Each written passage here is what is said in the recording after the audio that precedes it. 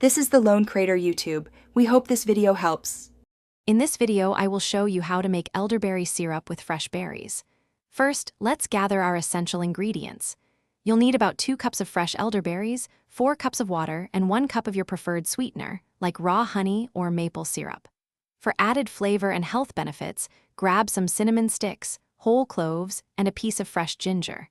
Having everything ready makes the process smooth and enjoyable. So let's get started on this wonderful homemade remedy. Now let's get cooking.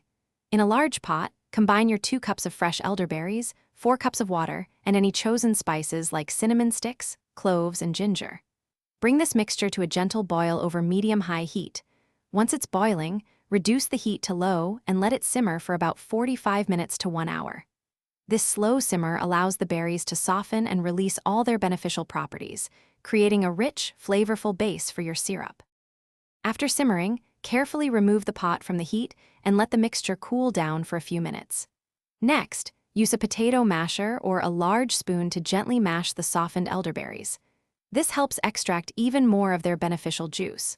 Now, strain the liquid through a fine mesh sieve or cheesecloth into a clean bowl, pressing firmly to get every last drop. Discard the solids, and while the liquid is still warm, stir in your 1 cup of honey or maple syrup until it's completely dissolved. Once your delicious elderberry syrup is ready, it's time for storage. Carefully pour the cooled syrup into clean, airtight glass bottles or jars. Store these in the refrigerator, where your homemade syrup will stay fresh for up to 2 or 3 months. For general wellness, adults can take 1 teaspoon daily, and children can have 1/2 teaspoon. This wonderful syrup is a fantastic way to support your health, especially during colder months. Enjoy your homemade goodness.